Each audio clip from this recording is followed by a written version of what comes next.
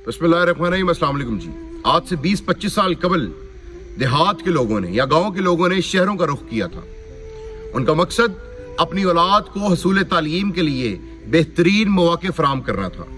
देहात के रहने वाले या गांव के रहने वाले लोगों का मकसद जो उनकी हिजरत का बायस बना देहात से शहरों तक, वो ये था कि जो शहरों में जो बुनियादी सहूलियात हैं वो उनके दरवाजे पे मैसर आ सकें, उनके बच्चों को तहजीब व तमद्दुन मिले, उनके बच्चों को तालीम मिले, और जो गाँव की आपसी चपकलश है, दुश्मनियां हैं, छोटी छोटी बातों पे लड़ाइयां हैं, हसद और इनाद की बुनियाद पे बनाए गए मसाइल हैं, उनसे उनके बच्चों को नबर्द आज़मा ना होना पड़े।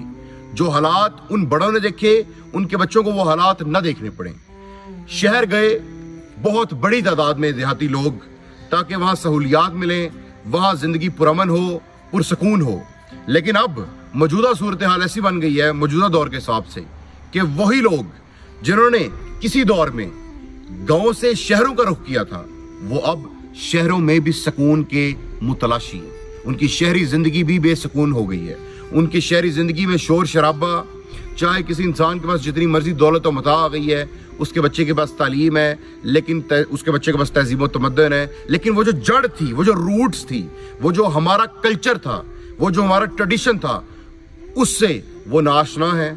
और इस बेसुकूनी के आलम में वो लोग वापस अपने असल की तरफ लौट रहे हैं।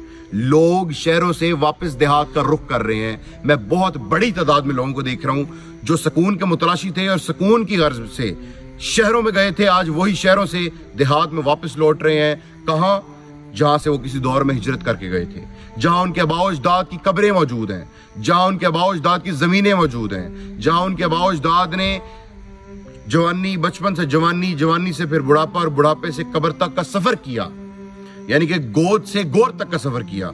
आज वो लोग उसी सुकून के मुतलाशी हैं और वापस आ रहे हैं इसी देहाती जिंदगी में। लेकिन अलमिया यह है कि कहने को हमारा ये मुल्क पाकिस्तान एक ज़रई मुल्क है, लेकिन अफसोस सद अफसोस अजनास की पैदावार और ज़राअत का दारोमदार, जिस मुल्क का ज़राअत में दारोमदार हो, उसी मुल्क में जब आज 3900 या 4000 किसान की जो एक जो ये है गंदम है, उसका रेट मुकर्रर किया गया है, जबकि उसके बरक्स 3000 पे भी लेने को कोई तैयार नहीं।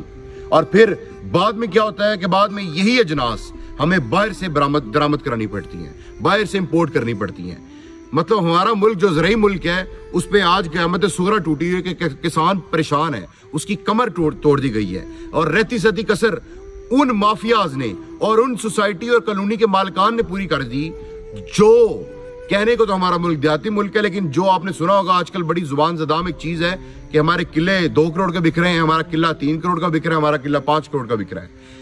अलमिया ये है कि जो किला 5 करोड़ का एक इन्वेस्टर या फिर एक जो वसाइल का हामिल जो एक बिजनेसमैन है वो हमसे लेता है, वो आगे उस किले को जो हमसे 5 करोड़ का लिया है वो मरलों में बेचता है। जब वो मरलों में बेच रहा है तो वो लोग जो शहरों से वापस देहात का रुख कर रहे हैं सुकून की तलाश में, जब ये देहाती जिंदगी, ये जो एग्रीकल्चर लैंड है और ये जो ज़रई ज़मीनें हैं, ये भी सोसाइटियों का शक्ल इख्तियार कर जाएंगी, यहां भी पत्थर, सड़कें और आलूदगी जो है उसकी भरमार हो जाएगी, तो फिर सुकून की तलाश में जो लोग कभी यहां से वहां गए थे और वहां से वापस आ रहे हैं, उनको यहां भी जब सुकून नहीं मिलेगा, तो फिर बात आखिर में वही रह जाती है कि सुकून सिर्फ कब्र में है।